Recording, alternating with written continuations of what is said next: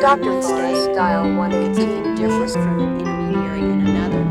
And this process could bring that to life.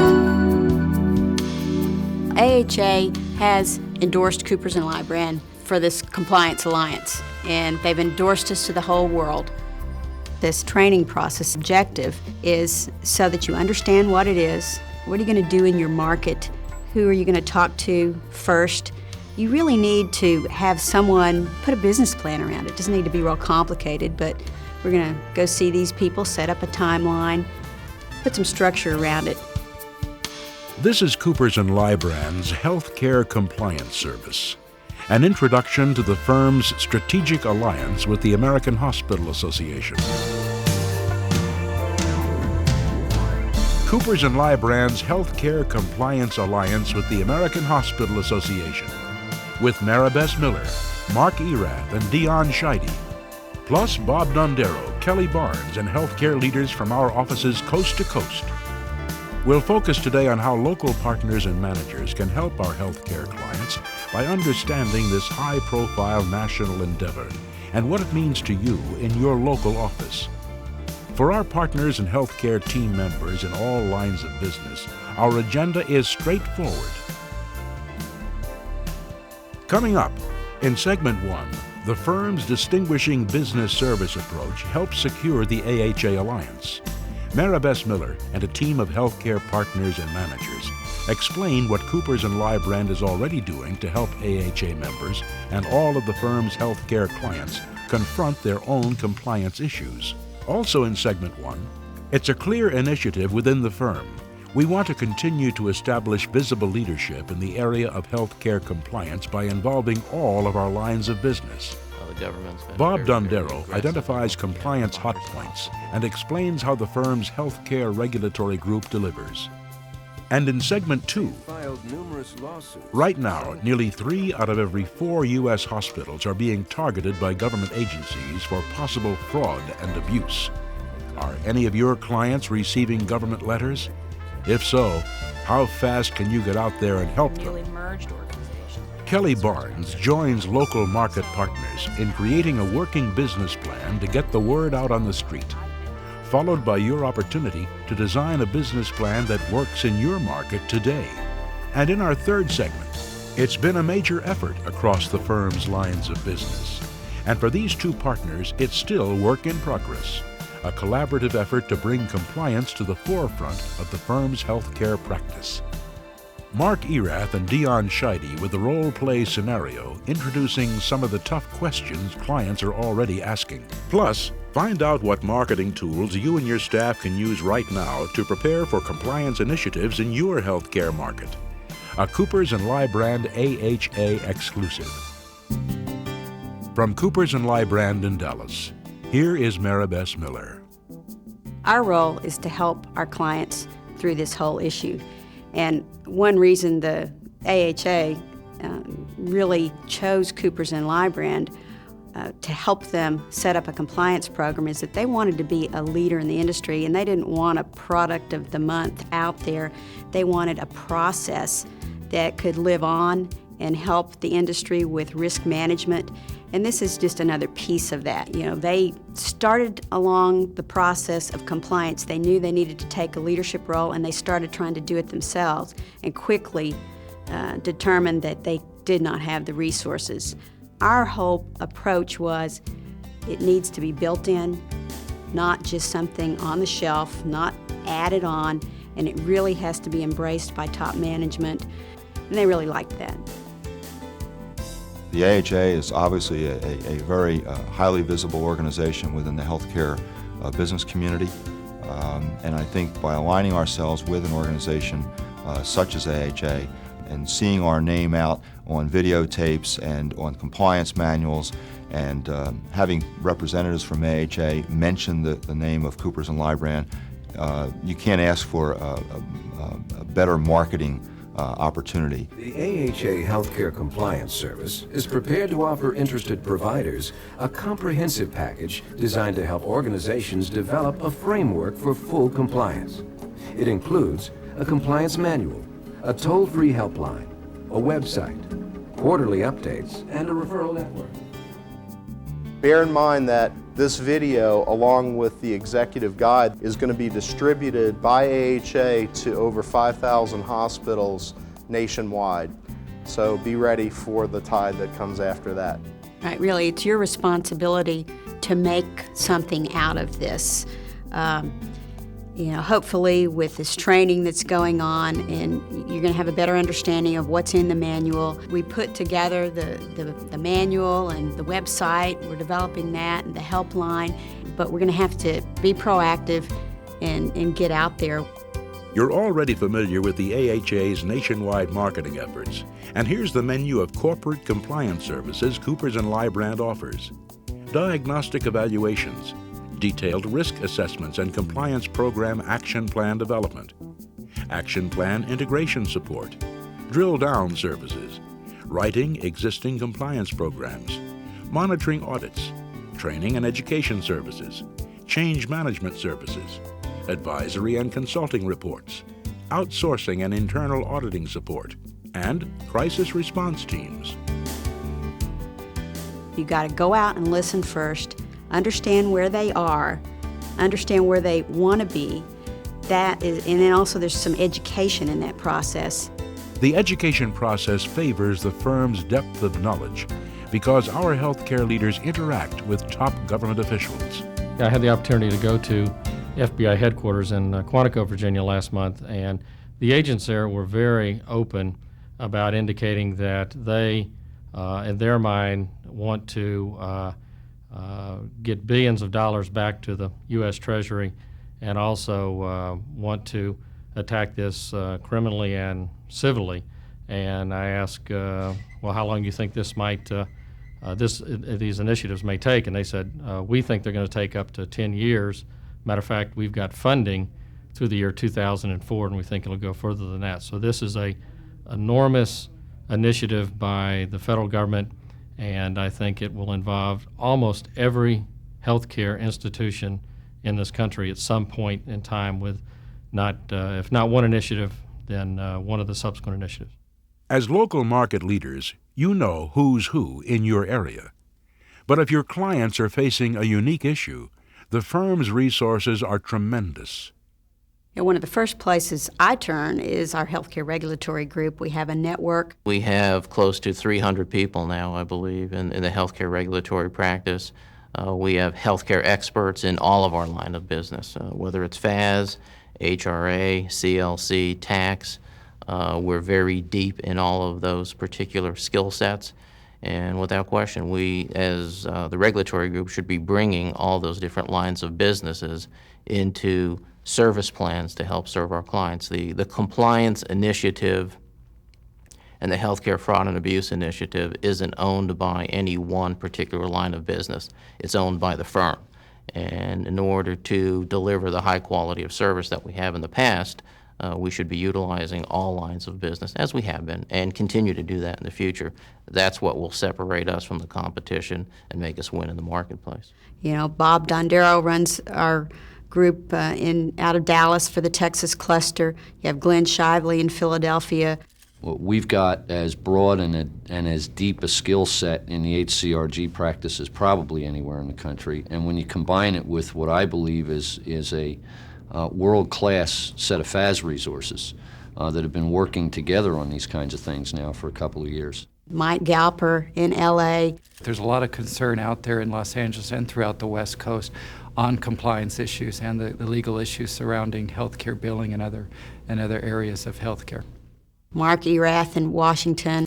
Once a company becomes under investigation, we're all familiar with the headlines, the erosion of the market value and the capital of that company is substantial, and maybe far outweighs the cost in terms of fines and penalties and cost of dealing with the investigation. For our Compliance Alliance, if we adopt, practice what we're preaching about process, this should be built into our process. We need a team effort. We need to involve our in-control service teams. We need to involve our internal audit service teams. While the regulatory group is going to have most of the expertise and be, the lead in most cases, we may need to involve our HRA teams if we get into, some managed care questions, contracting. A lot of issues will come up. The tax professionals can play a part in this. I think we need to play as big as we are, and this is a great opportunity to do that. Program is to help the organization's employees. Part of being proactive with the AHA Alliance means identifying the key issues your clients are facing right now. Each organization should exercise. Well, the hot points right now, from what we've seen across the country, again, cost report areas. The government's been very, very aggressive in looking at providers' cost reports. Any area of a provider's business that has specific billing regulations, we can help our clients, and we have in many situations, assess whether they are billing appropriately.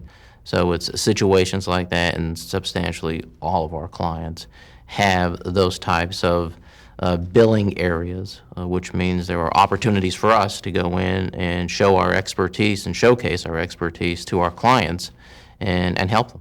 But I think it's important that as we're talking to our clients about compliance, it can be either more narrow or perhaps more broad than just the 7 elements. If the client wants to hear about a particular issue on billing for DRGs or lab, I don't think we should be necessarily leading with a sales effort on the compliance plan. Let's demonstrate to our clients that we understand the particular issue, talk to them about what they want to hear, and again, in my opinion, the compliance plan work and everything else will be just a logical follow-through, and it'll be an easy sell for us. Coming up. And then, of course, there's always implement. Get out there, make the calls. And so the purpose of this is to help you through that whole process. Understand it, get your business plan in place, and go out and make the calls.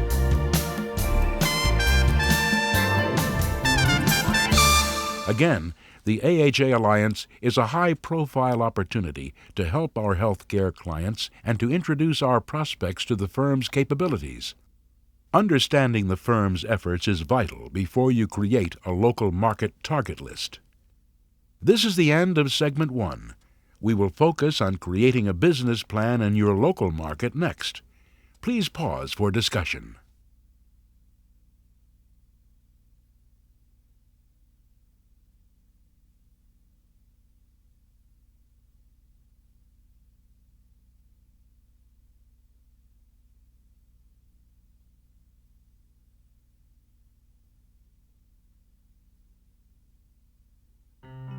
Your local market business plan is vital to the success of our compliance initiatives.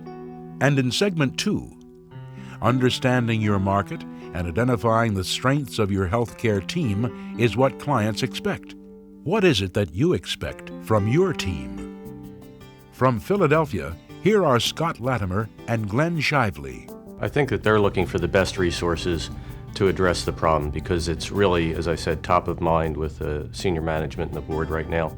So they're looking for the people that have been there, done that a number of times before, that they can be confident that when they hire Coopers and Lybrand, they're going to get the issues addressed, they're going to get the problems resolved in a very expeditious fashion. The key to the business plan is who are your resources, who are your targets, and who's got responsibility and who is going to take ownership. This isn't going to happen necessarily by the phone ringing. Somebody's going to have to take ownership for each of those targets on your list. People ask me, well, what are you going to do in Dallas? And I say, well, I'm going to go next door to see Kelly Barnes and Bob Dondero, and we're going to sit down and we're going to talk about it. I mean, you really have to involve all your partners. Kelly's on the line, dealing with clients every day. She knows where they are. From Dallas, here is Kelly Barnes. I think what we've already started to do in the Dallas market and what our plan is to do just that, is to line out our clients and execute a detailed plan of who the clients are, who the contacts are, and who is going to be responsible. That's the biggest point for us as partners and managers to remember. Make someone responsible for going out. We just followed up with one client in our local market. We'd written a management letter comment to them saying you need to get a compliance program. This is a very hot issue with the government. And they called us back to talk about it. Now, why do we need that again, and what can you do? And we clearly publicized our alliance with the AHA and told them that we had been selected. If it was selected, it was a competitive process, and why we had been selected. And we played back some of the things we've heard AHA say about Coopers and Lybrand, and it carried a lot of weight.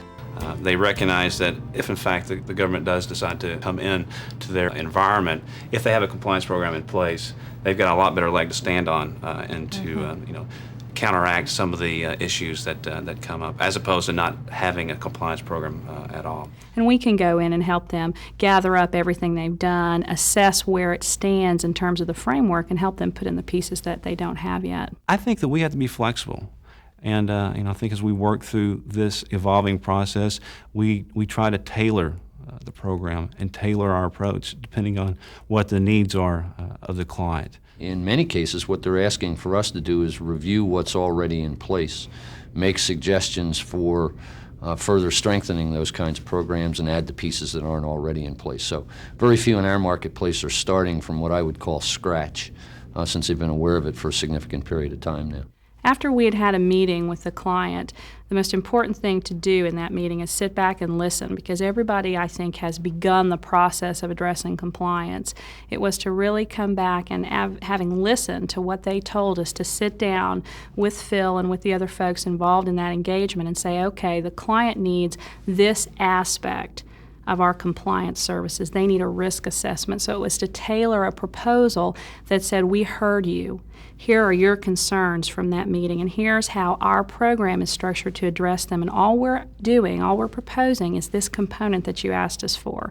So it's not a situation where we want to cram the whole thing into the proposal and tell them we're so great we can do the world. Be real tailored and be real specific. It's going to sell better. Are we always going to need to do a proposal every time that after a diagnostic is completed? Or will it be just occasionally? I think our strategy is just to turn it into an engagement letter and just Yeah. run right with that. We don't want to get into it. Well, with the work plan attached, and Yeah. We should be able to pull our documents down and have them delivered, within 24, 48 hours turnaround for a lot of these opportunities, so that we're not going back to the office and huddling for weeks at a time. I think if the clients see that responsiveness and we believe in our approach, we should be able to get it to them. So marketing should develop these type of tools and techniques to get things able to. Well, I think for our folks internally, we're going to have a lot of tools. We have these training materials that we're putting out to you. We also have the website that's being developed from AHA, and that's something you should familiarize yourself with, and we're going to have questions bouncing around. There are sample proposals, there are sample presentations, there are best practices that we're going to be sharing through the regulatory group, and I think you can get your hands around all of those things and use them as you go to market. The most important thing, though, is go to market. Don't wait until all of that's developed. Meet with your team, decide how you want to approach your market, and get out there. The first easy sell, in theory, should be our existing audit clients. We have ready access to senior management. We have ready access to the board. If we haven't been talking to them at this point, we certainly should be immediately. We can't tell you how to do it in your market. It's going to be different from geography to geography, but get a plan and stick with it. you really have to assess what you have in your office or cluster to deliver what we're selling, fill in, team up with other clusters, train people. So I think that's part of this whole training. And when the tape breaks and y'all talk about what you're doing in your market, I think you really need to think about all those things. Right now, it's your opportunity to design a business plan that works in your market today. We will focus on creating a business plan in your local market next. Please pause for discussion.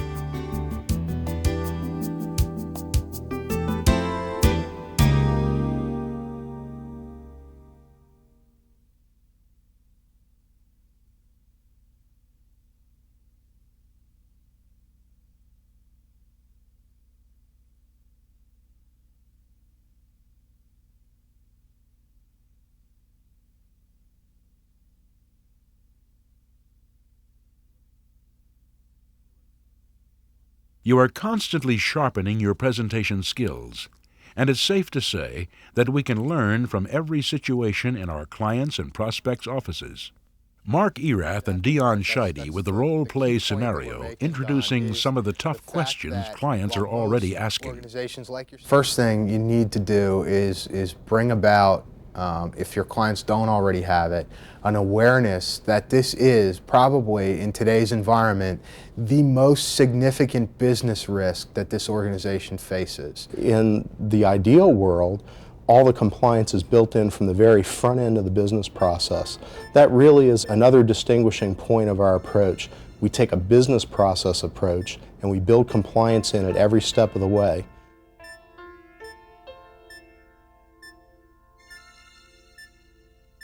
Imagine a scenario that involves the top officers of a healthcare system or large hospital. Good morning, fellas. We appreciate the time you spent with the board last week.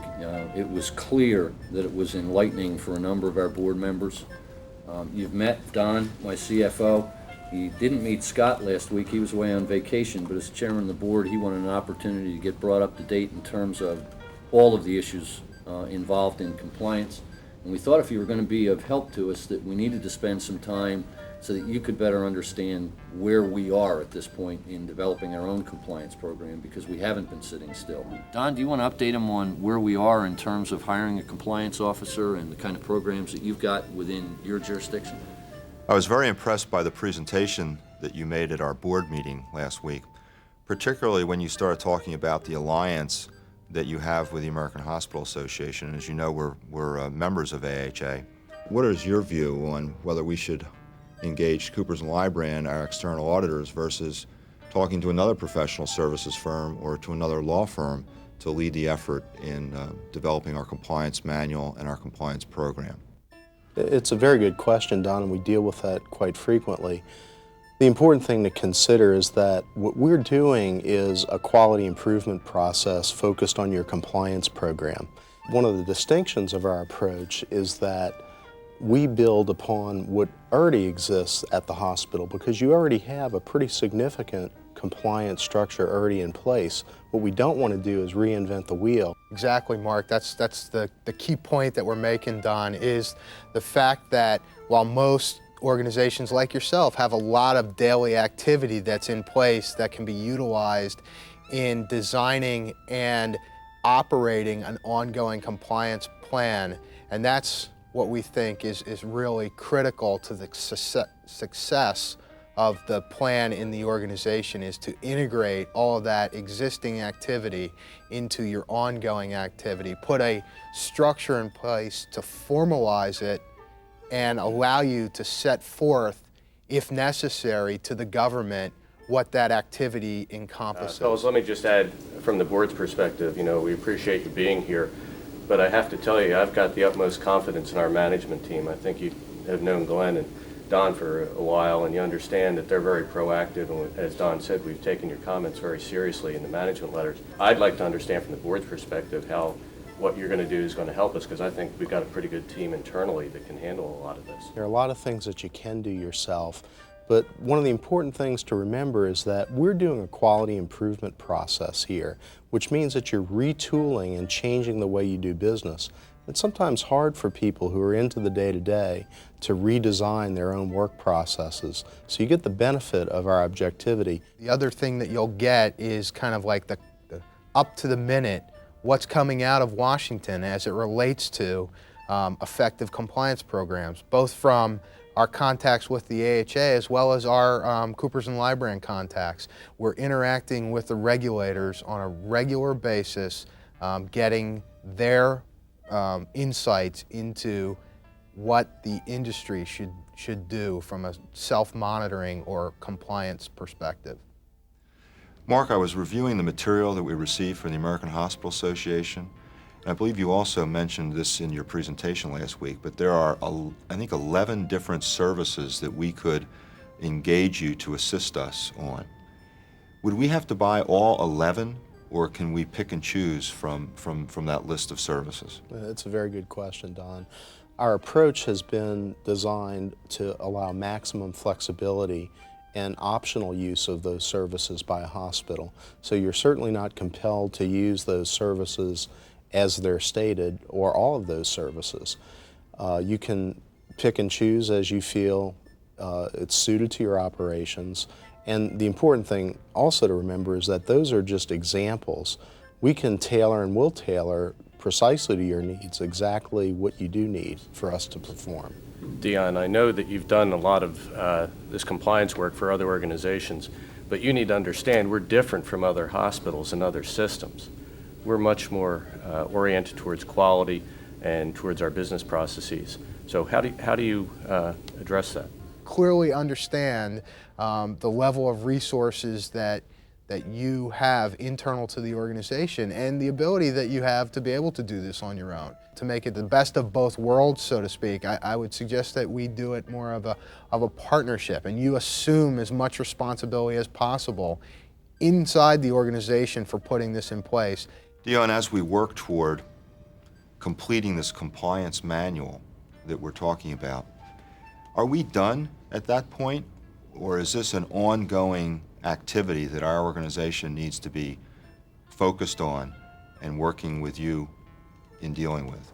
Well, Don, the ultimate goal of your compliance activity should be to have internal to your organization a process to allow for your compliance activity to change over time, okay? A process to update it, taking into consideration external and internal environment changes. And what I mean by that is that we don't want this to be a process where you're always reliant on the consultant or us.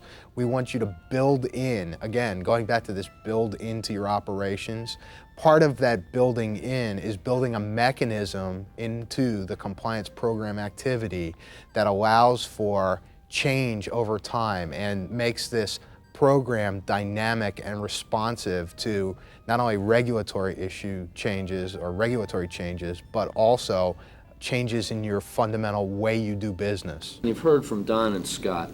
We want to make sure that we can do whatever is necessary to clear the management letter comment that was given to us last year by our auditors. We want to ensure that we're doing all that's humanly possible to protect the public relations image of this institution. But we need to do it in a cost-conscious way. We can't add a lot of staff.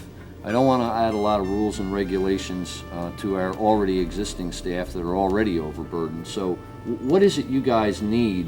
What kind of time and what kind of access to our people do you need so that you can get back to us with a proposal that specifically lays out what the deliverables in your help would be? If these questions were posed to you, how would you respond? Try to relate the situation to your local market experience. Your healthcare clients and prospects will want to know the latest.